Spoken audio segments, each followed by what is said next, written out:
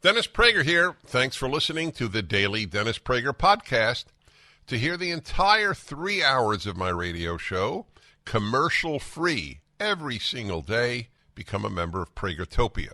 You'll also get access to 15 years' worth of archives, as well as the daily show prep. Subscribe at pragertopia.com.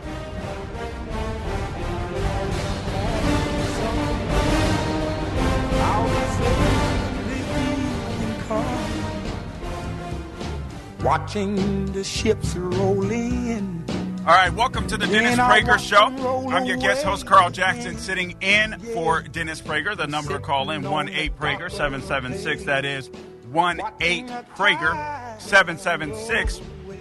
Sitting in studio with me, Lou's got my back right here at AM 950 The Answer, 94.9 FM. Go to theanswerorlando.com. You can see all of our great programming here. I would certainly appreciate that. Sean McConnell is in my ear.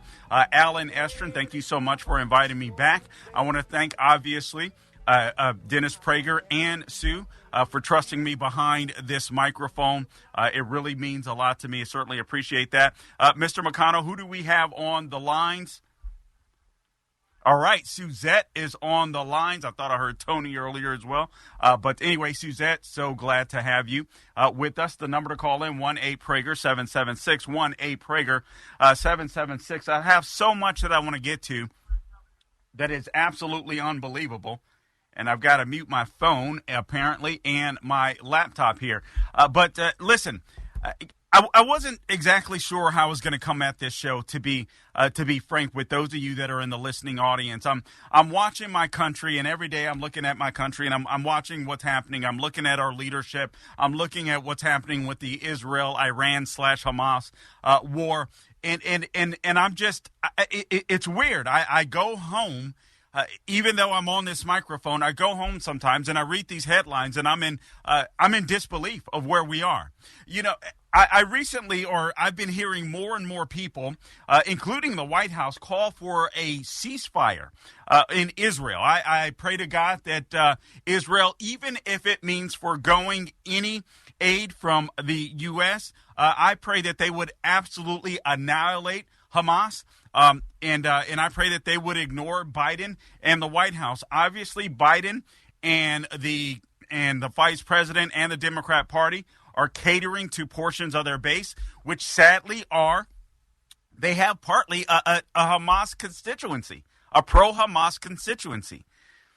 I think I want to talk to you about this. I think I want to start here. Frankly, I wasn't even sure. I got stuff scattered all around me. But guys, I think we are leading up to another 2020 type summer, another 2020 type summer of violence, if you will. But I do want to make mention of this before the Democrat Party calls for a ceasefire in Gaza. Let me call for a ceasefire. Can I do that? I want to call for a ceasefire in St. Louis, Missouri. This was the first city with the highest murder rate in St. Louis. There were 194 murders. By the way, this is as of January of this year, so the numbers have gone up. So I want to call for a ceasefire in the Democrat-run city of St. Louis. Again, 194 murders in 2021. That was with an average of 64 homicides per 100,000 inhabitants. There has been a decrease in the city's population since 1993, which oddly enough has resulted in a greater murder rate, despite the fact that they have a dipping population. I would also like to call for a ceasefire in the Democrat-run Baltimore, Maryland. That is the second city with the highest murder rate. That is Baltimore, Maryland. Again, there were 348 murders in the city with an average of 58.63 deaths per 100,000 inhabitants. The majority of murders in Baltimore are centered in a few high-density areas. This, according to the Baltimore Sun research, gun deaths are concentrated in a quarter of the city's communities. I bet you don't have to guess who runs those cities. I'd also like to call for a ceasefire in San Juan, Puerto Rico. That is the third city with the highest murder rate. Right under Baltimore, there were 172 murders in the city of San Juan, with an average of 54.03 deaths per 100,000 inhabitants. So since Puerto Rico became a colony of the United States going back to 1898, the island has been plagued with crime. The island has been plagued by violent criminal activity for a long time as well. The island has been plagued by illegal activity for a long time, too. By the way, this is USA by Numbers.com. Also, I'd like to call for a ceasefire in Detroit, Michigan. Detroit, Michigan has been the fourth city with the highest murder rate. Now, all of these cities, with the exception of one that I'll touch on, but all of these cities are run by Democrats. So I want to call for a ceasefire there. It seems to me that the Democrat Party are fixated on making sure that no innocent civilians die, despite the fact that Hamas, that runs Gaza, despite the fact that they killed more than 1,400 Israelis, including American citizens that happen to be there. We don't even know the name of the hostages that have been taken, frankly. So since they're so fixated on calling for a ceasefire in Hamas, I thought just maybe that they didn't understand that the cities that they run are under fire every freaking day, and perhaps since they run them, perhaps they could do something about it. That's kind of what I'm thinking here. So Detroit has been the fourth city with the highest murder rate in the United States and 34th in the world with a murder rate of 40.74 per 100,000 inhabitants. There has been an increase in violent attacks in Detroit. Although thefts and other crimes have decreased, the city's overall crime has reduced significantly since the 1980s, yet the results are still pretty horrible. And what about a ceasefire in Milwaukee, Wisconsin? All right. So on the western side of Lake Michigan, the American state of Wisconsin contains the metropolis of Milwaukee. All right. It is well known for its brewers, several of which provide tours that detail its contribution to the brewing industry. The Harley-Davidson Museum is there, so that'd be a nice thing to see. That overlooks the Minnemonte River, features vintage motorbikes on exhibit, such as one that was owned by Elvis Presley. I'd love to see that. The Milwaukee Public Museum is close by and features an expansive European village as well as a replica of early Milwaukee. But the murder rate there is 42.5 of 100,000 inhabitants. So you got to make sure that you don't get a cat popped in you while you're on your way to the museum. How about a ceasefire in New Orleans? How about a ceasefire there? New Orleans, Louisiana. That has a murder rate of 40.6 per 100,000 inhabitants. I'm sure the Democrats are all over that. Guys, this is a party of chaos. This is a party, the Democrat Party. It is a party of murder. It is a pro-Hamas party. We have a few minutes before we go to the break, but I'm going to return. I want to play this. I want you to get ready. I want you to get ready because this is going to be like nails on the chalkboard. But I want you to hear this clip of our vice president telling us that we need to basically squash Islamophobia.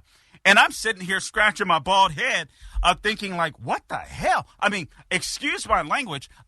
Did we not just see Israel attacked? Have we not seen students on college campuses, Jewish students, being attacked, having to lock themselves up in libraries? And I'm thinking, where the heck is the Islamophobia? Do we not see Ilhan Omar? Do we not see Rashida Tlaib outwardly showing their contempt, in my opinion, for the Jewish people?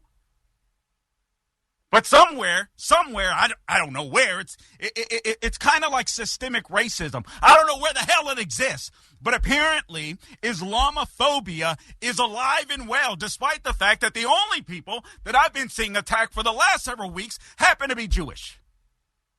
I know one incident that happened right here in Florida, and it was absolutely disgusting and despicable. And just like everyone else, I would condemn it. And that is some nut that had residents that happened to be renting his place, and he ends up stabbing a 6-year-old child. Evil, despicable. That's one example. That's one example. We know of at least 1,400 examples that we got to, if you had the stomach to do it. I couldn't even do it. These people, these jihadists, these Hamas terrorists live stream some of this stuff like they were in a freaking video game. Like they were in a video game. And we see people outwardly expressing their anti-Semitism. These institutions that cultivate Democrat voters, that cultivate Democrat leaders are highly anti-Semitic. Frankly, if the Republican Party had a vision, they would say right now, you know what we're doing? All federal student aid to these college campuses are going bye-bye. Done. Finito. If the Republican Party... I'm a dozen. They're everywhere. What sets these companies apart, and whom can you really trust? This is Dennis Prager for AmFed Coin and Bullion, my choice for buying precious metals. When you buy precious metals, it's imperative that you buy from a trustworthy and transparent dealer that protects your best interests. So many companies use gimmicks to take advantage of inexperienced gold and silver buyers. Be cautious of brokers offering free gold and silver, or brokers that want to sell you overpriced collectible coins, claiming they appreciate more than gold and silver. What about hidden commissions and huge markups? Nick Grovich and his team at AmFed always have your back. I trust this man. That's why I mention him by name. Nick's been in this industry over 42 years, and he's proud of providing transparency and fair pricing to build trusted relationships. If you're interested in buying or selling, call Nick Grovich and his team at AmFed Coin and Bullion, 800-221-7694. AmericanFederal.com, AmericanFederal.com. All right, welcome back to the Dennis Prager Show. I'm your guest host, Carl Jackson, sitting in for Dennis Prager today. The number to call in to the program, 1-8-PRAGER-776. Again, that number, 1-8-PRAGER-776. Or you can give us a call at 877-243-7776. I want to remind you guys to check out Dennis's website, DennisPrager.com. You can check out everything that is related to Dennis Prager. Also, you can go to PragerTopia.com. You can subscribe there, and you will get the show's podcast without interruption. Also, I believe you get Alan Estrin's research. Also, PragerU.com, 5-minute videos that are changing the world. Guys, I get those sent right to my phone. They pop up. You can watch them. I don't know, just while you're driving, while you're walking.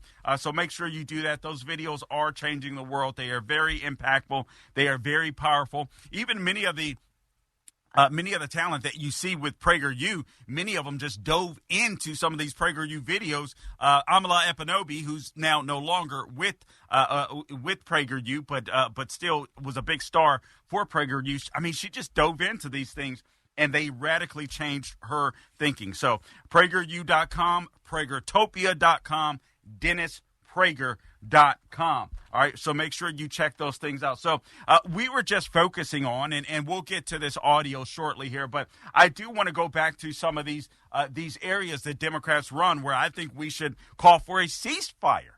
I mean, their cities, the cities that they run, have the highest murder rates in the United States, and it's absolutely amazing to me that they seem to ignore these. And I'm going to get back into this mass murderer in Maine and what the left is trying to do with that, because you have Kamala Harris that came out earlier and basically said, listen, we need to adopt these gun confiscation programs, or these buyback programs, which is essentially gun confiscation, like they had in Australia. There's all types of reasons why that is crazy and senseless, not to mention that we have a Bill of Rights and we have a Second Amendment. But beyond that, the numbers don't work. She's completely lying about it. And actually, there was a great article at the Federalist where we would end up more like Mexico. If you've ever wondered, well, how is it? How is it that Mexico is so cray-cray? How is it that Mexico has these drug cartels that just seem to pop up and run the government? Guys, it can all be linked back to Mexico doing the same thing that the left is trying to do to the United States today. Little gun grab here, little gun grab there, restrictions here, restrictions there. Oh, and guess what? Guess who ends up with the firearms? The criminals. But speaking of criminals, I think it's criminal not to call for a ceasefire in these blue cities run by Democrats. Cleveland, Ohio. Cleveland is the seventh city with the highest murder rate in the U.S., 33.7 out of 100,000 inhabitants. So you have economic distress, social alienation, an upsurge in drug usage there, and family violence, as well as an influx in weapons on the streets during the epidemic, all contributed to the city's high violent crime rate. You have Atlanta, Georgia, infamously trying to persecute our former president, Donald Trump. The capital of the American state of Georgia is Atlanta. It was crucial to the Civil War and the Civil Rights era in the mid-1950s. The MLK Jr. and National Historic Site is devoted to the life and occasions of the African-American hero. While the Atlanta Historical Museum details the city's rich history, Atlanta has a murder rate of 32 out of 100,000 inhabitants. And then you have Las Vegas, Nevada. That has a murder rate of 31.4 of 100,000 inhabitants. Frankly, I'm surprised it's not more, but that is that. The pandemic, crime control changes, and economic hardship are to blame for the fact, at least according to this column, that people aren't behaving as they normally would in the communities. Kansas City, Missouri. I've been to that town. I mean, it's a great town. It's a great town. In Kansas City, there are 1,654 violent crimes committed against every 100,000 residents on average. Murder rates in Kansas City are greater than in comparable cities of its proportion, which contributes to the city's high murder rate. And one of the things that the left does, they try to play this game. They'll because there is, I'm getting ready to get to Indianapolis, Indiana. There are some cities, a few cities in the country where the murder rates are, they're not extravagant, but they're not low either. All right. So the left will say, wait a minute, there's red cities or red states that have these problems too. It's not a blue city issue. This is a nationwide issue. This is why we have to ban guns. And they're lying like crazy. I'll tell you how the game is played. Here's what they do. They'll find a red state, a blue city that's run by Democrats, give you those numbers, exception being Indianapolis. They'll give you those numbers that said, see, the problems are everywhere. It's just like, I live in Orlando, Florida. Florida, thanks to Governor Ron DeSantis, has turned into a red state, but Orlando is a little cray-cray. I mean, it is extremely blue. It is straight up commie blue. So things work differently in blue cities when they're run by Democrats. All right, now, Memphis, Tennessee. Let's talk about Memphis. Memphis is the 11th city with the highest murder rate in the U.S., 27.1 out of 100,000 inhabitants. So I am calling, Democrats, I am calling for a ceasefire in Memphis, Tennessee, okay? Memphis has been recognized as one of the most deadly cities in the entire U.S. over the last 10 years. So at least they're consistent, I guess. Severe poverty and massive unemployment are seen to be important contributors to the city's rising violent crime. Now, you know what's contributing to the city's rising crime? It's this idea that they should defund the police. That's why you had these police officers, these black police officers that nobody talks about anymore, by the way, that ended up killing Tyree Nichols. They're not well trained. They're having to get people that aren't well trained, aren't well skilled, not highly educated into these positions as police officers. And these fools just coming up from the streets are just beating other criminals down. Sadly, that's what's happening. But that's a result of the depolicing that took place in places like Memphis, Tennessee. All of this defunding the police nonsense. This is absolutely insane. Then you get to a place like Indianapolis and Indiana, the capital and almost most populated metropolitan of the U.S. state of Indiana. Indianapolis also serves as the county courthouse of Marion. The combined population of Indianapolis and Marion County in 2020 was 977,203. That's based on the U.S. Census, which also noted that it has a murder rate of 27.1 out of 100,000 inhabitants. And then you get to places like New York, New Jersey. Last but not least, New York has been the 13th city with the highest murder rate of 25.6 out of 100,000. So if we're going to talk about a ceasefire for the Democratic left, guys, How about we focus on a ceasefire right here in the United States, in the cities that are primarily run by Democrats? The Democrats are killing this country. They're not only city by city when it comes to foreign policy, even when it comes to manufacturing. I hope to get into a story about this UAW strike that's absolutely scary to me. The new big three are going to be Toyota, Honda, and Nissan inside of the United States. I happen to own all three. I'm not going to lie. We'll be back. Carl Jackson in for Dennis Prager.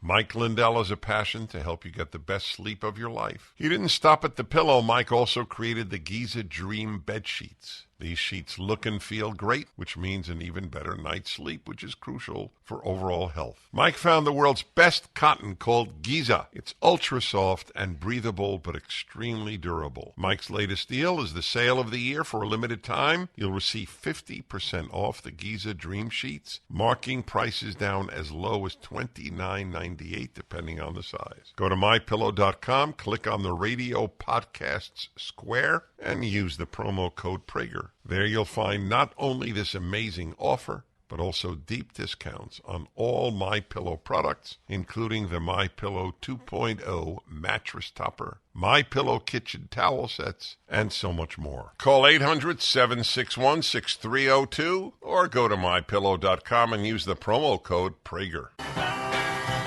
All right, welcome back to the Dennis Prager Show. I'm your guest host, Carl Jackson, sitting in for Dennis Prager. Callers, I'll go to you soon. The number to call in, 1-8-PRAGER-776, 1-8-PRAGER-776, or 1-877-243-7776 is the number to call in to the program. Again, check out DennisPrager.com, the website, PragerTopia.com for the show's podcast, uninterrupted, and also PragerU.com, 5-minute videos that are changing the world. And especially, guys, if you have high school age kids, you have college age kids, I challenge you to challenge them to watch this. And frankly, I would go even younger.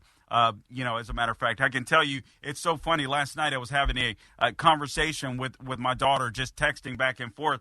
And guys, I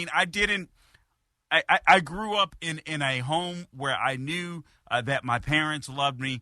But didn't say it. At least my mom did. My dad didn't. My mom died when I was 11 years old, and my dad was pretty rough, around the edges. I love him to death. But he was, he was pretty rough around the edges. So, and he didn't really let you in. So I really didn't know how to necessarily parent or the way that I wanted to. I wanted to be a good dad, but it was really hard for me because we grew up as in my family, just not very, especially once my mom died, just not very emotional.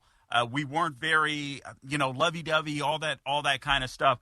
So I remember once I got saved, and when I say saved, I'm a Christian, so I believe that I'm saved by the wrath of God through the blood of Jesus Christ, through his crucifixion on the cross. That's what I believe. And so I started listening to different things, and I started reading different things, and believe it or not, one of the things that I started listening to with my daughter were these series called Adventures in Odyssey by Focus on the Family. And I would pick her up from school. I had I recall a little convertible at the time. Believe it or not, I'm 6'1", but I had this little Mazda Miata that I would get into and just pop the top. Believe it or not, I mean, it was hard to get into, but once you got in, it felt pretty good. And so I would drive and we would listen to these adventures in Odyssey. And honestly, I got them because I wanted to make sure that somebody that was more experienced would shape my daughter when I knew where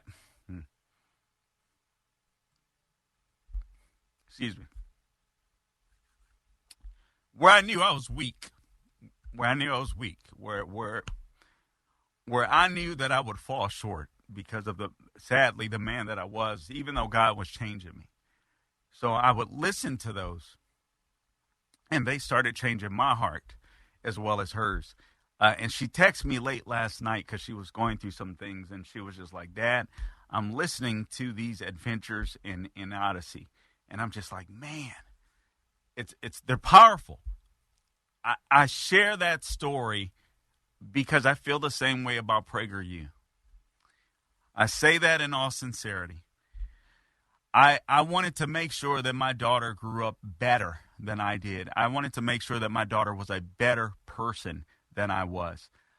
If you want to do the same, especially in the times that we're living in today, I recommend PragerU. I recommend PragerU. Start sharing them with your kids as early as you possibly can, because I do believe that we're in the fight for our lives to save this country. The number to call in, 1-8-PRAGER, 776, 1-8-PRAGER, 776. And I wasn't really crying either. Sean threw something in my eye, just so you guys know that. All right, now, let me just get onto this, and I'll finish this up, and I want to go to some calls here. But let's go to Columbus, Ohio. We need a ceasefire in Columbus, Ohio. So Ohio State Capitol is in Columbus. The Scioto Mile is a collection of parkland with a sizable interactive fountain and paths on both banks of the Scioto River in the city. The COSI Scientific Facility on the occupied territories has a theater and interactive displays. 203 homicides, with the homicide rate was 22.4 per 100,000 were recorded there. The next city that I will get to is Houston, Texas, and then I will take your call. So I would say, before the left issues this notion that Israel should cease firing on Hamas, people that literally raped and slaughtered and still have Israeli hostages, they should stop firing upon them. No, I'm sorry. The Gazans voted for Hamas, and what does the left say? What did Barack Obama say? Elections have consequences. Hey, I'm sorry, guys. If you're living in a war zone, you voted for Hamas. Elections have consequences. Carl Jackson in for Dennis Prager. We'll be back. All right, welcome back to the Dennis Prager Show. The number to call into the program is 1-8-PRAGER 776. 1-877-243-7776, as well as the number to call into the program, guys. All right, let's take a call here real quick. Oh, actually, right before the call, we'll go to Tom and Glendora, but just let me read this. Another place where we need a ceasefire at, or Democrats need to demand a ceasefire, is in Houston, Texas. The city of Houston is the largest in Texas and extends all the way to Galveston Bay. It has strong ties to the space attraction Houston, which is a seaside tourist center located within the NASA complex that is responsible for astronaut training and flight control. Houston has a murder rate of 20.3 of 100,000 inhabitants. The downtown area of the city is not very large, but it does contain a number of distinct neighborhoods, such as the Theater District, which is home to the world-famous Houston Grand Opera, the Historic District, which features buildings from the 19th century as well as upmarket eateries. So anyway, Houston, or Democrat Party, you should demand a ceasefire in all of the cities that you run that I've just mentioned. Let's do this. Let's go to the lines. Tom has been waiting patiently. Tom is in Glendora, California. Tom, welcome to the Dennis Prager Show. You've got the mic. Hey, thank you so much, Carl. I was very happy to hear about your bald head. You and I are chrome dome brothers. Old and beautiful, baby. I appreciate it. You know, what you're saying is so frighteningly true. We need ceasefires on so many things you can't count them. And the main one is a ceasefire on the assault on God in American life done by the devil-driven Democrat Marxists. The ceasefire on killing unborn babies. The ceasefire on evil transsexual mutilations. The ceasefire of the anti-USA agenda. The ceasefire on hate against Israel. It just goes on and on ad infinitum. What we need, Carl, is the new MAGA. We have MAGA number 1, wonderful, make America great again. But MAGA number 2, I think we all, especially as courageous Christian crusaders, need MAGA number 2. Make America godly again and save the greatest nation that God ever put on this earth. Amen. Amen to that, Tom. I totally agree with you. unfortunately, I do believe that to make America godly again, we're going to have to go through some things. And I do believe, and this isn't me trying to be hyperbolic. This isn't me trying to get hits. This is me just being real with you. I'm not going to blow smoke up your butt. I think that next year we're gonna experience some tough times. We already are. The economy isn't what it was. First-time home buyers are being priced out of markets. You have people that would like to move, they can't afford to move up, they can't afford to move up. You can't even afford to move down in housing in some instances with interest rates at 8% on houses and stuff like that right now. It is literally the left that are pricing people out of the American dream, and all of their cronies are at it as well. We have this invasion that is occurring on the border yet again. I'll get into that. It's absolutely insane what we are witnessing. Having said that, do we have enough time? I don't think we have enough time right now to play this audio of Vice President Kamala Harris spewing this nonsense about Islamophobia. And this is a tactic that I want you guys to understand. This is what the left does. And I'll get into this. There was a fabulous column from John Daniel Davidson from the Federalist. But this is the modus operandi of the left. And basically what they're admitting, and we'll dive deeper into this. By the way, the number to call in, 1-8-PRAGER-776, 1-8-PRAGER-776, or 1-877-243-7776. But what the left does, the modus operandi is, okay, you always want to distract from what you're doing. Frankly, I'll get into some Biden corruption. You guys, there's been so much corruption that has been revealed in the media, at least the conservative media, about the Biden crime family in the last week. It has been unreal, but we haven't heard much about it. I'm going to share some of that news with you because it's a distraction. The reason why they're persecuting Donald Trump, a lot of people think that it's just for policy, and I get that. I understand why you would say that, or why we would say that as Republicans and conservatives. I don't think it's just about policy. As a matter of fact, I know it isn't just about policy. I think a lot of it has to do with covering the crimes up of Joe Biden and all of the people that knew about it. And they're afraid that if Trump were to get in, that perhaps a lot of these people would end up in jail. So what do? They project what they're doing on to their enemy. And make no doubt about it, I don't use that word lightly. I want you to understand that the left views you, if you love America, you love the United States, you love the Bill of Rights, you have to understand that the left views you as an enemy. That's who they believe you are. Guys, we're in a war, not just against the left, and I'm not trying to sound crazy here, but we're in a war to save this country against a radical left that literally wants to destroy it. I'll get into some more detail after the break. Take your calls as well. This is Carl Jackson in for Dennis Prager.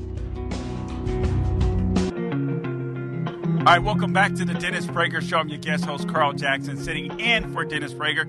By the way, if you are interested, I would ask that you follow me on social media at The Carl Jackson Show is where you can find me. I'm on Twitter. I'm on Instagram, Facebook, True Social Getter, wherever I am on social media. At The Carl Jackson Show is where you can find me. Please also subscribe to my podcast, The Carl Jackson Show, wherever you go to get your podcast. All right, let's take a call here. Let's go to Fred. Fred is in San Francisco. Fred, welcome to the Dennis Prager Show. You've got the mic. Yeah, I'm here because of child custody. Anyway, I'm ex-military. I'm a big fan of you and Dennis. Two things I want to mention. One is the great essay by the great playwright David Mamet, why I'm Jewish, why Jewish people need to switch the Republican Party and vote MAGA, and that Trump was the greatest president for Israel and for Jewish people in America. That's the first point I want to make. All your readers who are Jewish, listeners who are Jewish should read that. It's a great essay. David Mamet, great, brave guy. And the second thing I want to mention is China came out and condemned Israel in the UN. President Xi and his foreign minister are with Hamas, and yet they have 1 million Muslim Uyghurs in prison, in concentration camp, because they set off some bombs. Obviously, what went on in Israel is 1,000,000 times worse. The hypocrisy of it and the fact that the mainstream media, our governor didn't mention it to him. You know, I don't see these protesters protesting China having 1 million people in concentration camps for less for nothing like the horrendous massacre that occurred. And Fred, let me say this: it's not hypocrisy. The left doesn't care. I mean, consider John Kerry, this climate change, man-made climate change stuff, working yes, you're right. Working with China. Someone asked him, a reporter asked him a question right in the audience, and basically it was just like, we've got bigger fish to fry than the Uyghurs that are being slaughtered by China. These people don't care. This is and thank you for the call, Fred. The Democrat Party is a death code. I don't understand how they have the audacity, literally. How do they have the audacity to talk about mass shootings? These are baby killers. I know conservatives are uncomfortable. Oh my God, we can't talk about abortion. Let me tell you something, fool. If you don't care for a baby, who the hell else are you going to care for? We've been around babies. You can watch buff dudes around babies. Big old buff dudes. UFC fighters, they get around oh, look at that cute. That's how babies make people react, not the left. People that don't care for babies won't give a damn about you. And Republicans are too scared to say it. We'll be back.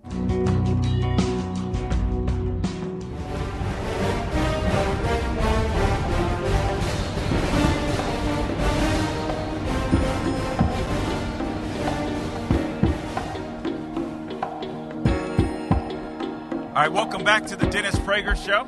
I'm your guest host, Carl Jackson, sitting in for Dennis Prager. The number to call into the program if you'd like to be a part of the show is 1-8-PRAGER, 776-1877-243-7776.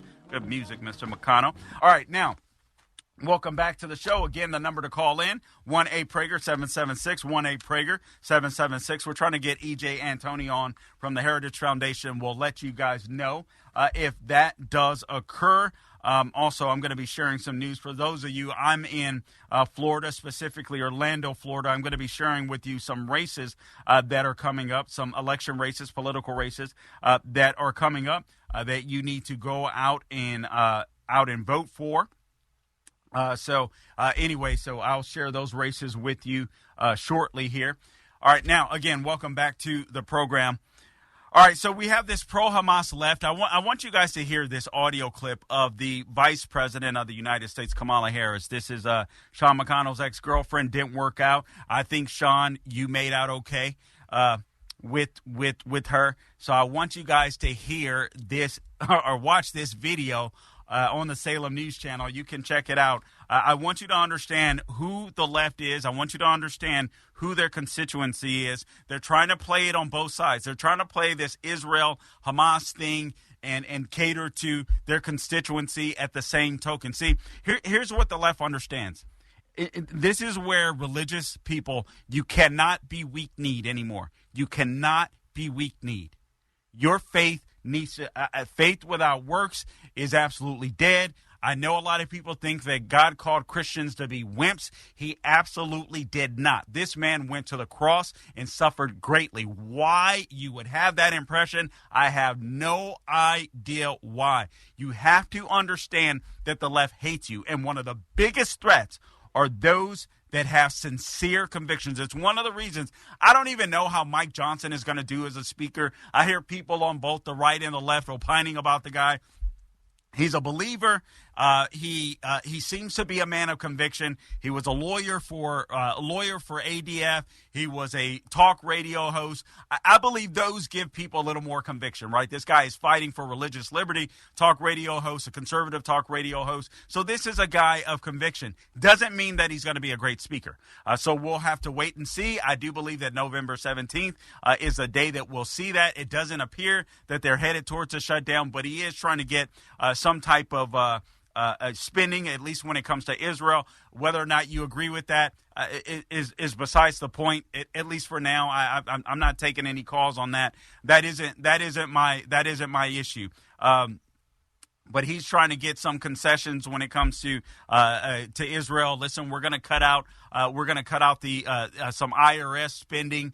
and we're going to give money to Israel. Let me tell you the irony of this. It's actually brilliant in this sense. Why would they pick the IRS? Besides, they don't want the IRS stealing your tax money. Why would they pick the IRS to cut from? Think about this. I think they did this intentionally, and it's pretty funny when you stop and think about it. The IRS, many of them, the new hires that the Republicans didn't do anything about, but now apparently they are. All right. So now what Mike Johnson and the Republican House wants to do is essentially cut the budget from the IRS, about over $14 billion that they like to send to Israel. Again, I don't want calls on that. Really don't. Whatever. All right.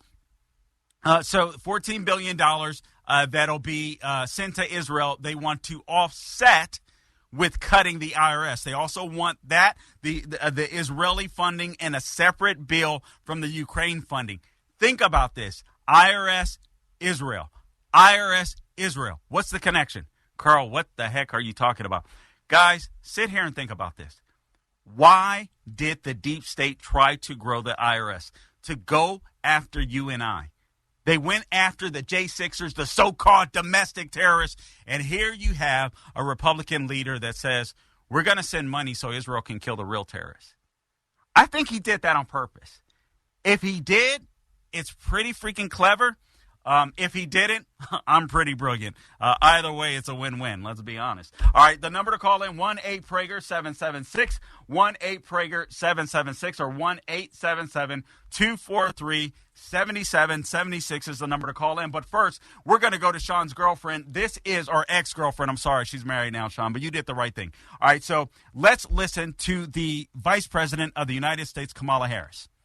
Our nation was founded on the fundamental principle that all people should have the freedom to live, to worship, and to be without fear of violence or persecution. Every person has the right to live safe from violence, hate, and bigotry.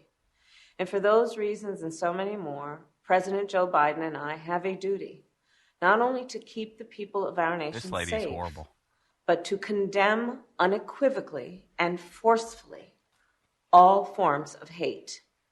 Since we took office, President Biden and I have fought to uphold that duty. Over the past decade, America has seen a rise in attacks on houses of worship. So in response, we expanded funding to protect houses of worship from violence. After a surge in hate during the pandemic, in particular anti-Asian hate, President Biden signed the COVID-19 Hate Crimes Act to improve the reporting of hate crimes and to ensure hate crimes are investigated quickly and thoroughly. Earlier this year, in response to an historic rise in anti-Semitic attacks, we also released the first national strategy to counter antisemitism. And to make clear, taking on hate is a national priority. President Biden and I held the first White House summit to address hate-fueled violence, and we brought together religious leaders, community leaders, and survivors to continue our work to keep all Americans safe. And today, we take another important step forward in our fight against hate. For years, Muslims in America and those perceived to be Muslim have endured a disproportionate number of hate-fueled attacks. As a result of the Hamas terrorist attack in Israel and the humanitarian crisis in Gaza, we have seen an uptick in anti-Palestinian, anti-Arab, anti-Semitic, and Islamophobic incidents across America, wow, including the brutal attack of a Palestinian-American woman who was Muslim and the killing of her 6-year-old son. A senseless act of violence that the Department of Justice is investigating as a hate crime. For so many people in our nation, the past few days and weeks have brought about all too familiar fears. Fears that they will be targeted, profiled, or attacked simply because of who they are, how they worship, or how they look. And so today, I am proud to announce the Biden-Harris administration will develop our nation's first national strategy to counter Islamophobia. This strategy will be a comprehensive and detailed plan to protect Muslims and those perceived to be Muslim from hate, bigotry, and violence, and to address the concern that some government policies may discriminate against Muslims. For example, the so-called Muslim ban, which President Biden revoked on our first day in office. So here's the bottom line. In America, no one should be made to fight hate alone. Wow. It is fitting that she's wearing a brown suit because that chick is full of crap. That is unfreaking believable. I'll get into this shortly, but first we have EJ Antoni of the Heritage Foundation coming up next, and then we'll take your calls after that. Carl Jackson in for Dennis Prager. All right, welcome back to the Dennis Prager Show. I'm your guest host, Carl Jackson, sitting in for Dennis Prager. I have EJ Antoni with me of the Heritage Foundation. Guys, you are going to love him here. There's a couple of articles that he's written he'll be able to talk to you about, but for Fox Business. One is Treasury just dropped a financial bomb, but Bidenomics means the worst is yet to come. Also, the fuse on America's debt bomb just got shorter. That sounds interesting. Callers, listen, don't go anywhere. After EJ is off, I'm going to take your call. So I see you, Andrew, Walter, Tony, Shelley, Nancy. If you want to call into the program, 1-8-PRAGER-776. We'll be talking about some Biden corruption later. We'll talk about the migrant caravan that's headed for the U.S. just in time for Thanksgiving. Absolutely amazing. Anyway, let's go to our guest, EJ Antoni of the Heritage Foundation. Thank you so much for joining us, especially on short notice, man. I appreciate it. Carl, my pleasure. Thank you for having me. Absolutely. And I have to tell the people, you got to watch Salem News Channel. You got to look at how dapper this guy is. EJ, I just know you, and I already want to take financial advice from you. This is insane, just based upon how you're dressed. So you look good. You look the part. All right, EJ, let's start here, because I was going to talk about this a little later in the show. I may as well get to it now. The UAW strike. Here's what I'm predicting, EJ. You tell me if I'm wrong. After this UAW strike, especially if they get their demand where they get this, what is it called, a two-tiered pay system or something to that effect, then I think America's big three are going to be Toyota, Nissan, and Honda. You tell me where I'm wrong here. Well, Carl, this is the problem with the thinking that you can somehow get a free lunch, but that doesn't exist in the world of economics. So every time that the labor union goes to the automakers and demands higher pay, what ends up happening is you see a higher price for the car that's being made, because all of those labor costs, just like the cost of the steel and the rubber and the electronics and everything else that go into a vehicle, all of those costs have to be passed on to the end user. That's you and I when we go to buy a car. And so because those cars are going to have to sell for a higher price, fewer people are going to buy them, which means you have more people shopping at Toyota, as you mentioned. And now what happens? Well, Ford, GM, they're going to hire fewer people because they have less need for labor because they're producing fewer cars. You know, EJ, this is it's insane to me that this is where these demands have led for the UAW workers. And I got to tell you, from the onset, I was sitting there listening to some of the demands when they first started off, and they started talking about EVs. I'm not a fan of EVs. If people love them, listen, that's, God bless you. But I'm not a fan of EVs. I don't like subsidizing EVs. I don't like the notion that somehow they're safer for the environment when that could not be further from the truth. But I sat there and I thought, listen, if these guys are saying, listen, these EVs, all we're doing is creating manufacturing jobs for China, and but we're hurting jobs here. I was like, oh, okay.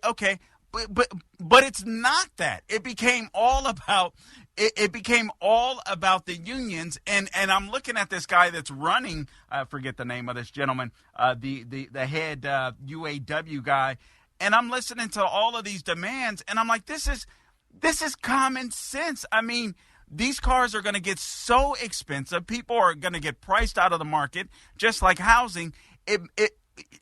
Does the union not care I mean, do they just want their stuff and go? I don't get it. I really don't get it. Well, Carl, I think we have to remember that union leadership, while we often assume that they are in it for union members, that's not the case. Union leadership, they're people just like everyone else, and they are in it for themselves. And so they're always going to do what is best for themselves, not necessarily what is best for their members, which is why it's so incumbent upon union membership to vote for someone who is like-minded, as opposed to what we have today, which are essentially ideologues, Democrat ideologues, leading organizations like the UAW. And so they are more than happy to push for things like EVs, which actually require fewer man hours to assemble than their conventional gasoline and diesel-powered counterparts. And so every time the UAW gets behind one of these pushes from the Biden administration, these different regulatory mandates, which essentially force automakers to increase EV production because it is literally the only way to meet different environmental standards, especially emissions regulations. What happens? The UAW ends up losing membership because people get fired because they just simply don't need as many UAW workers to put together an EV as we do, again, for their conventional gas or diesel-powered counterpart. And yes, that is absolutely working directly against their membership, but that is, I don't want to say it's their goal, but that is what is in their own best self-interest. Yeah, I mean, it's sad because, listen, I love American cars. I love the classics. I'm not a big fan of the newer models, to be frank with you. But I'm just like, man, we are just going to continue to lose. And I feel like all of these left-wing entities, these groups, whether it's unions, Black Lives Matter, they're just destroying the country. That is my opinion. All right, and now, EJ, you have this column that was on Fox Business. The Treasury just dropped a financial bomb, but Bidenomics means the worst is yet to come. Now, Joe Biden and Kamala Harris they've been saying, listen, Bidenomics is working, but we have up the wazoo inflation. We have 8% mortgage rates right now. Where is Bidenomics working, EJ? Well, it's working in the sense that it is working to impoverish the working class. It is transferring money away from lower and middle income folks and to the Democrat donor class, essentially, and most especially to the government. You know, we often forget that inflation is a tax. It's a hidden tax. Congress doesn't necessarily vote on it. The president doesn't sign it, but it is still a tax because it is a transfer of wealth from you to the government. And frankly, I can't think of a better definition of a tax than that. And so every time we have another round of government spending, borrowing, and printing money, we get more inflation and we get more wealth transferred, again, out of the pockets of working people and to the government, which it then turns around and gives out essentially to its donors. And that's exactly what we've seen under Joe Biden. And as long as we continue down this path of the government overspending and overregulating, we can expect that to continue. Do you think that the college campuses and perhaps high school campuses are intentionally not teaching kids how to handle money, the importance of civics, the importance of the dollar, so on, et cetera, so they could get away with stuff like this, overspending when it comes to government? It's a great question. I suppose the pithy answer is that you'd have to ask them because I'm not really sure what they're thinking. But I will say that if I intentionally wanted to create an uneducated populace, whom I could just simply pull the wool over their eyes, I'm not sure what I would do differently than what the academic establishment has done the last couple of decades. Man, good answer. EJ, listen, we have to go to a break. If you could stay with us for one more segment, I would really appreciate it. Be my pleasure. I'm speaking to EJ Antoni of the Heritage Foundation. Check out his columns on Fox Business as well. Treasury just dropped a financial bomb, but Bidenomics means the worst is yet to come. All right, I'm speaking to EJ Antoni of the Heritage Foundation. If you want to know about economics, this is the guy that you want to listen to. EJ, welcome back to the Dennis Prager Show. And listen, he's got a couple of great articles out, guys. If you can catch them on Fox Business. Treasury just dropped a financial bomb, but Bidenomics means the worst is yet to come. And also the fuse on America's debt bomb just got shorter. What do you mean by that, EJ? The fuse on America's debt bomb just got shorter. Well, Carl, we are getting ourselves into a very, very bad place financially, and we are hurtling towards a credit event right now.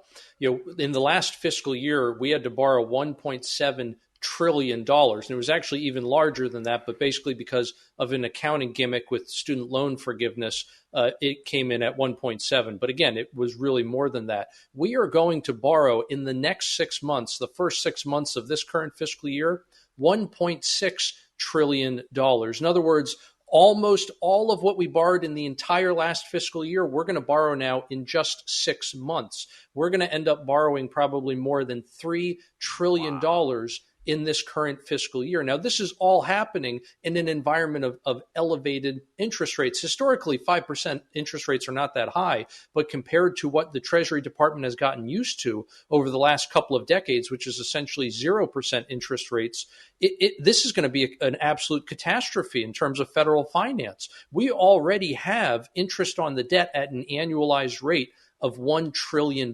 It has eclipsed all but two line items in the monthly Treasury report. Those would be the Social Security Administration and the Department of Health and Human Services. So we are spending right now more on interest than all of our military expenditures in the defense budget, for example. This is getting seriously out of hand and very, very quickly. And the problem is that as we continue to roll over debt, meaning we don't actually pay off any of our debt, we just simply issue new debt to pay off the old debt plus the interest. As we continue doing that, we are taking debt that was at 1 or 2% and issuing it at about 5%. So you are going to see the cost to service the debt just absolutely explode, or I should say continue to explode, because it is already rising at one of the fastest paces on record. You know what it reminds me of, EJ, is when someone gets stuck in hard times and they go to one of these like payday lending type places in order to pay off the debt and pay off their debt, but then they're in debt to this payday lending company and they still owe their original debt and they can never get above water. I feel like that's what the federal government is doing to us.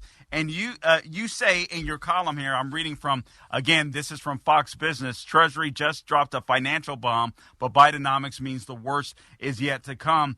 Basically, we could curtail this disaster, this deficit spending, if we simply return to pre-pandemic spending levels, but there doesn't seem to be an appetite to do it. But I got to tell you, EJ, even before the pandemic, I feel like there hasn't been much of an appetite to stop the spending in Washington at all.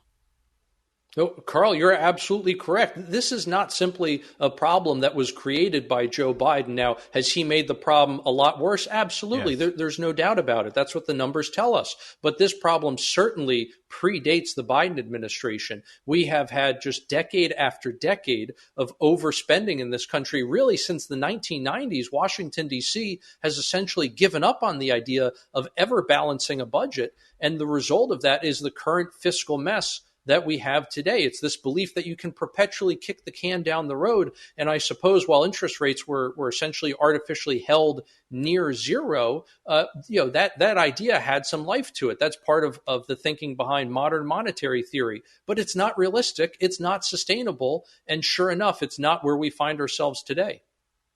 EJ, we have just a minute left. The economy, are we in a recession? Are things going to get worse or better in the upcoming year if you had to predict? Well, it certainly feels like we're in a recession right now because you have more than half of Americans in polls saying that they personally think the economy is in recession because of how much their own finances have deteriorated. But we have to remember the recovery under Joe Biden has been very uneven, with lower income Americans doing much worse than people who are in the upper income brackets. And so it doesn't look like the economy in aggregate, when you account for everyone, is actually contracting yet. But I expect that to change in the beginning of 2024 and for us to be in a recession. Man, good Lord. Man, I'm so appreciative of your time and for your knowledge, EJ. Thank you so much for joining us on the Dennis Prager Show today. Appreciate you, man. Carl, thank you for having me. Absolutely. All right, you take care. All right, we'll be back. We'll take some of your calls. Stay tuned.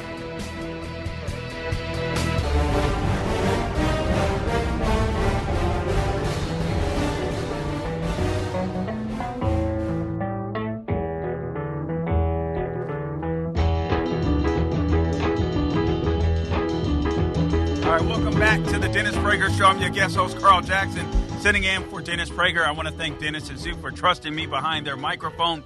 Lou's got my back right here at AM 950, The Answer, Orlando.com, 94.9 FM. Lots of great programming here that you can check out. I want to thank Alan Estrin for giving me another opportunity here. Suzette is on the line, so thank you, Suzette, for filtering through the calls. Callers, if you'll be patient, I'll get to you as quickly as I possibly can. I do want to share some numbers with you, because we talked with EJ Antoni of the Heritage Foundation earlier in the last hour. But there's some numbers that I do want to share that you might not have heard about, that people, simply because the news has just been overwhelming. First off, let me give you this story. And guys, I was telling you what the left does earlier. And what I was telling you is the left will try to distract from what they're doing, or they'll project onto others what they're doing. You see the persecution of Donald Trump, and then you get a person like Joe Biden, who is likely, definitely the most corrupt president in modern American history, and probably all of American history. And I'll get to some of these headlines, but they always try to distract her from what they're actually doing. And they don't want to lose their power. They don't want to lose their power. I mean, they are literally trying to placate they're trying to placate both their Jewish base and their Hamas base. Their pro-Hamas base. Jewish people, you better leave the Democrat Party. I know many of you are leftists. When Hamas went to that festival in Israel, they didn't ask whether they were killing Muslims, Arabs, Jews. They didn't ask. They didn't care. That is the same way you're seeing this rise of anti-Semitism. Actually, it's not a rise. I shouldn't even say that. Forgive me. It's not a rise. All you're witnessing is what's been brought to the surface with brainwashing and indoctrination from the left on college institutions, and also the importation, if you will, of different worldviews. I'm going to get into the border crisis with this ban, or this caravan of illegal migrants coming to the United States just in time for the holidays. But let me just make sure that I share this, because this didn't get much attention. This broke the other day. Hat tip to Just the News. Archives locates 82,000 pages of Joe Biden's pseudonym emails, possibly dwarfing the Clinton scandal. Have you heard about this? Have you heard about this? They've been trying their best to keep this on the down low. So under legal pressure, the National Archives finally, they've located 82,000 pages of emails that Joe Biden sent or received during his vice presidential tenure on 3 private pseudonym accounts. I like Robert L. Peters. That's my favorite. There's Robert Ware, JRB Ware, a total that potentially dwarfs the amount that landed Hillary Clinton in hot water just a decade ago. This according to a federal court filing that was released on Monday of this week. The total of Biden private email exchanges was disclosed on Monday with little fanfare thanks to a FOIA lawsuit brought against the National Archives by the Southeastern Legal Foundation. The foundation brought the lawsuit seeking access to the emails after Just the News had revealed a year ago that Joe Biden had used these 3 pseudonyms, Robin Ware, Robert L. Peters, and JRB Ware, to receive emails while he was vice president. Personal emails. The status report filed Monday in a federal court in Atlanta was the first to provide an estimate of both the size and scope of possible government business conducted through Joe Biden's private email accounts. Now, remember, you guys might recall, Joe Biden, the UPenn Center that they created for Joe Biden, he had documents that he had no business having there illegally. So what do they do? Everybody thinks that, listen, Joe Biden is so concerned about Trump's policies and this and that. And there's some truth to that. Don't get me wrong. I'm not knocking my fellow conservatives. But had you ever thought that Joe Biden is just so corrupt that what he wanted to do and what the left wanted to do was save their own behinds because this guy is a complete and utter criminal? And part of the fear of a Donald Trump is, oh, my God, will we go to jail? So what we'll do is we'll just send him to jail first. It's not that complicated. By the way, let me make mention of this, because I've heard it in X Spaces too. In some polling, now granted, we're early in the polling. I don't mention a lot of the polling. I think a lot of people get all hyped up about it. I don't believe it because the polling was so far off in both 2020 and 2022. Even conservative polling that I trusted, I simply don't believe it. I don't believe that people know how to effectively poll today. I don't believe it. However, there are trends that I think you can find in polling. And one of the trends that I've been seeing that I think is dangerous is this RFK Jr. trend. Where running as an independent, a lot of people were saying, oh man, if he runs as an independent, he's going to take more from the, Based on the trends, he's taking double the amount of voters away from the GOP. So for all of you that are saying, I want a Trump RFK ticket, first off, it's not going to happen. I encourage you to read RFK's book, or at least some of it, on the real Anthony Fauci, where he expresses how much he hates Donald Trump to the core. I'm paraphrasing, but it comes out pretty frequently. He absolutely hates the man. So if you're thinking of this Trump RFK Jr., let's stop playing with fire, all right? Can we please stop playing with fire? This guy was on an X Space the other night with Joe Pags, and I think he said it correctly. This guy would be worse than Ross Perot, were it Trump or were it DeSantis. I think the guy, I love what he's done for vaccines and bringing attention to that. He's a very intelligent guy, but I think he's very dangerous for the right. And I'm starting to wonder, I'm not a conspiracy theorist, but this is just very, very convenient. Given the fact that a lot of people are still upset, regardless of what you want to believe, you want to sweep it under the rug and pretend like the lockdowns didn't happen. The lockdown started at the federal government. And I do believe that Trump got duped, but there are a lot of people out there, and it's sad, but even in the Republican Party want to ignore that fact. But I listen to enough people to know there are still enough people upset about that are like, I still like Trump. He screwed up on this. Maybe if he got the RFK to redeem himself. Guys, RFK is not joining with the Donald Trump. What he will do is ruin his campaign. So we should be emphatically clear. Stay away from RFK. Man, that rhymed. I didn't even intend to do that, Sean. That's when you know that you are really gifted by God. All right, so 82,000 pages of Joe Biden pseudonyms where he used a fake name and he conducted personal emails. This literally dwarfs Hillary Clinton's email scandals, where she had, I think, a total of about 55,000 hard copy pages. She deleted 30,000 emails. They were eventually able to recover that. Joe Biden is at 82,000 pages. He dwarfs the Hillary email scandal. All of this stuff is coming out. And you think we were talking about EJ Antoni, you really think they care about your finances? I got another headline. Before I get to guns and before I get to the border, and callers, I'll take your calls as well. You want to stay on, the number to call in, 1-8-PRAGER-776, 1-8-PRAGER-776. Listen to this headline. This from Zero Hedge. I want to get into this a little bit. Limousine liberals, many dim tax policies that, quote, fight inequality actually help the left's wealthy voter base. These people lie to you. They claim that they stand for you. They stand by Israel.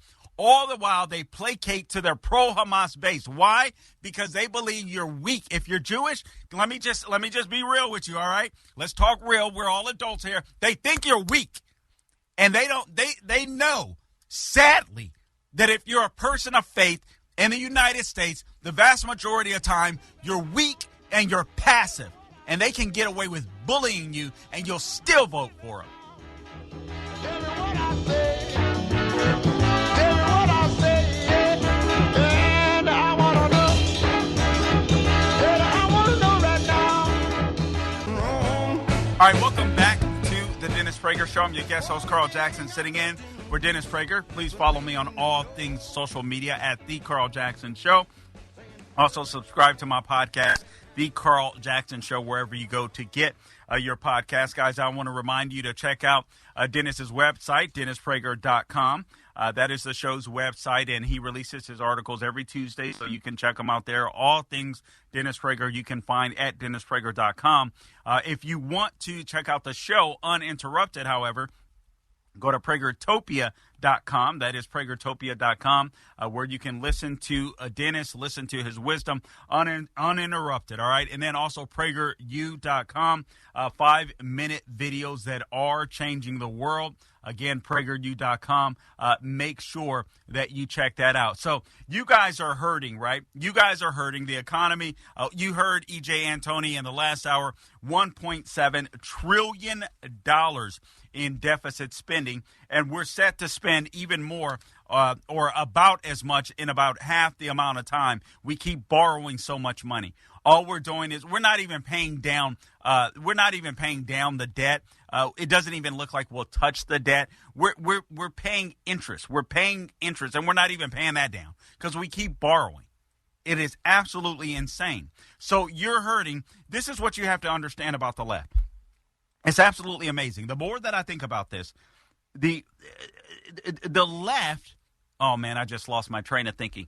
The left, in order to win, they have to satisfy their base, and all of their groups destroy the country.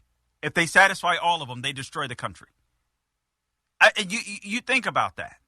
They gotta satisfy the DEI, the CRT crowd. They gotta satisfy the UAW crowd, which is going to destroy manufacturing. You heard in the last hour, it's going to destroy car manufacturing. I'm telling you, the big three, Toyota, Honda, and Nissan. That's going to be the big three. But they want to placate their base. They bought off these corporations. Remember, they got the bailouts. GM and Ford, they all got these bailouts back in the day, and they're just going along to get along. They're destroying their companies as well, keeping up with this EV nonsense. The union gets upset because this EV nonsense causes them to lose jobs. And then they go on strike. They make these unrealistic demands. Hey, we want a 4-hour work week. We want buku money. We want a tiered pay system where it doesn't matter what level you're on.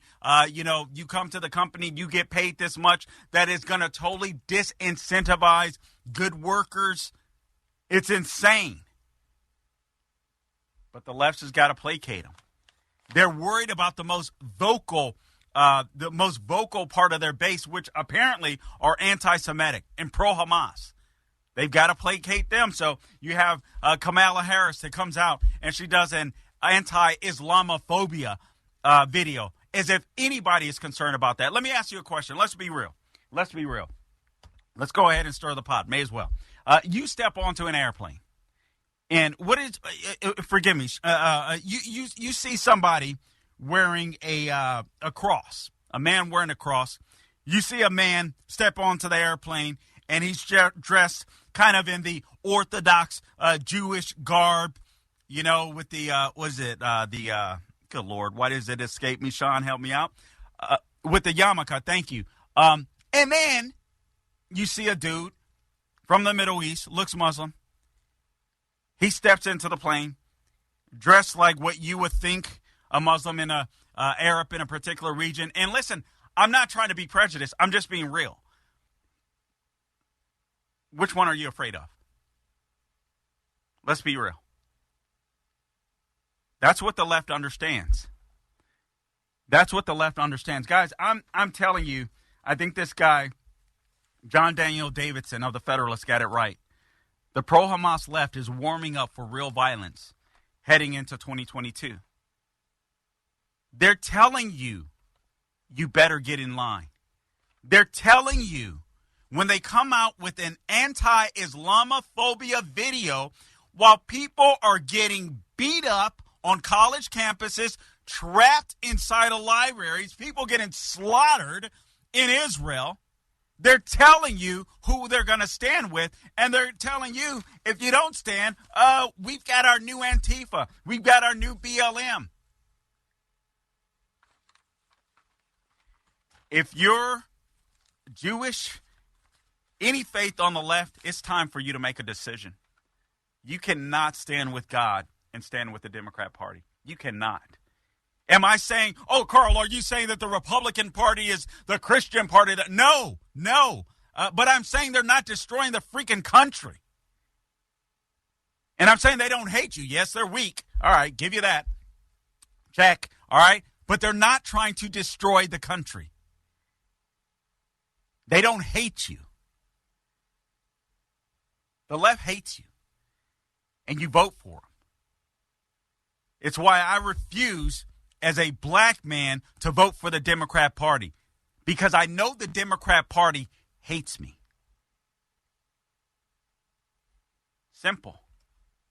It's simple. If they loved me, they would not offer or lift up things like the war on poverty and all of that kind of stuff. They don't. They need a perpetual underclass. If they loved the black community, they would not have open borders where they know a lot of people in the hood are going to be affected when these illegal aliens take low-income jobs. I know they hate me. I know they hate my community. When they're willing to lie to you about slavery, when they're willing to lie to you because they think you're dumb as hell about the Civil Rights Act and say, oh, wait a minute, there was a big switch. When all you have to do is open up a freaking history book and read that there was never a big switch. The Republican Party didn't take back the House until 1994. That's because they think you're dumb as hell because you have black skin. So I will never vote for the Democrat Party because I know they hate me. And now, Jewish people, the Democrat Party hates you. And I'm sorry, if you continue to vote for them, you're stupid. I don't know how else to say it. They're not hurting. These people are not hurting. You're hurting. Your finances are hurting. You're being tormented in the street. Not them. Not them. Here's another group. Hat tip. Zero Hedge. Not a crisis. It's an invasion. Massive migrant caravan prepares to storm the U.S. border while everyone is laser focused on World War III threats across the Middle East. President Biden's border crisis is only worsening as a new immigrant caravan deported from South Mexico on Monday and is headed north to the U.S. southern border. This is his new constituency. You get it? See, they don't produce babies. They kill babies. That's how they roll, right? They mutilate little boys. They mutilate little girls. They're not going to reproduce. So the only way they can reproduce is by indoctrinating people on college campuses or bringing in illegal aliens to take your place. The left hates you. And in order to satisfy their base, any part of their base, they have to destroy the country. It's really amazing how it works. Carl Jackson and for Dennis Prager. We'll be back. Dennis Prager here. Thanks for listening to the daily Dennis Prager podcast. To hear the entire 3 hours of my radio show, commercial-free, every single day, become a member of Pragertopia. You'll also get access to 15 years' worth of archives, as well as the daily show prep. Subscribe at pragertopia.com.